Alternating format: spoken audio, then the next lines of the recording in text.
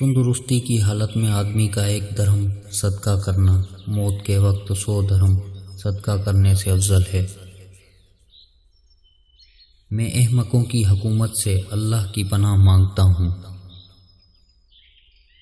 جب ظالم کو ظلم کرتا دیکھیں اور اس کے ہاتھ نہ پکڑیں تو ان قریب اللہ تعالیٰ اس پر عذاب عام نازل کرے گا۔ 3 قسم کے آدمی جنت میں داخل نہ ہوں گے، 1 دھوکہ دینے والا، دوسرا بخیل اور تیسرا احسان جتانے والا۔ جو شخص یتیم کو اپنے کھانے پینے میں شریک کرے گا اللہ تعالیٰ اس کے لیے جنت واجب کر دے گا، بشرط کہ وہ کسی ایسے گناہ کا مرتکب نہ ہو جو معافی کے قابل نہ ہو۔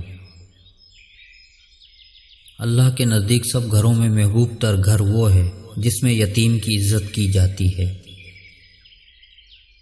میں اس امت میں ایسے شخص سے اندیشہ کرتا ہوں جو بات تو دانائی کی کرے لیکن عمل اس کا ظالمانہ ہو۔ کسی شخص کے لیے جائز نہیں کہ اپنے مسلمان بھائی سے ناراض ہو کر 3 رات سے زیادہ ترک ملاقات کرے۔ جب وہ دونوں ملیں تو ایک دوسرے سے منہ پھیر لیں۔ ان میں سے اچھا وہ ہے جو سلام کرنے میں سب سے پہلے سبقت حاصل کرے۔ تم میں سے بہتر وہ ہے جو دنیا کے لیے اپنے دین کو نہ چھوڑے اور نہ دنیا کو آخرت کی وجہ سے، اور لوگوں پر بار نہ ہو، یعنی اپنے اخراجات کا بوجھ دوسروں پر نہ ڈالے۔ تم دوسروں کی رائے کی تقلید نہ کرو۔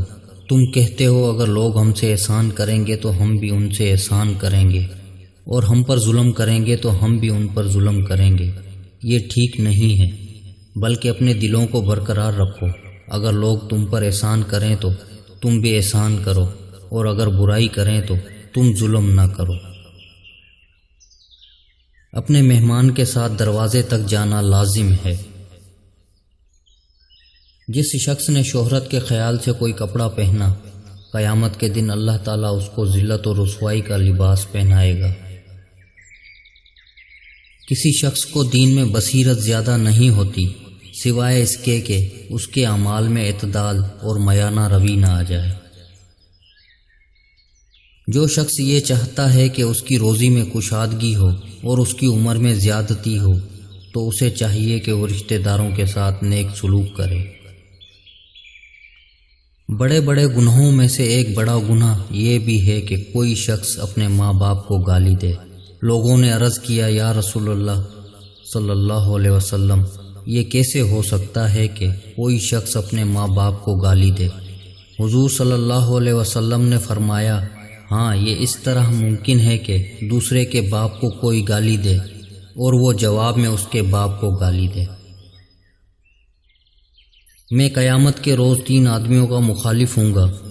اول اس شخص کا جو میرے نام پر عہد کر کے دغا کرے، دوسرا اس شخص کا جو آزاد شخص کو فروخت کر کے اس کا روپیہ کھائے، تیسرا اس شخص کا جو مزدور سے پورا کام لے اور اس کی اجرت نہ دے۔ اے اللہ، مجھے مسکینی کی حالت میں زندہ رکھ اور مسکینی کی حالت میں دنیا سے اٹھا، اور مسکینوں کے گروہ میں میرا حشر فرما۔ حیا اور ایمان دونوں باہم ملے ہوئے ہیں، جب ایک اٹھا لیا جاتا ہے تو دوسرا بھی اٹھا لیا جاتا ہے۔ حیا ایمان کی علامت ہے، اور ایمان جنت کا ذریعہ ہے، اور بے حیائی گندگی ہے، اور گندگی دوزخ کا موجب ہے۔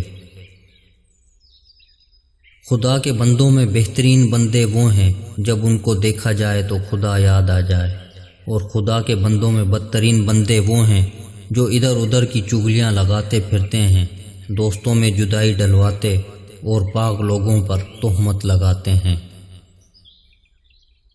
دینی امور کے اظہار میں کسی ملامت کرنے والے کی ملامت سے نہ ڈرو۔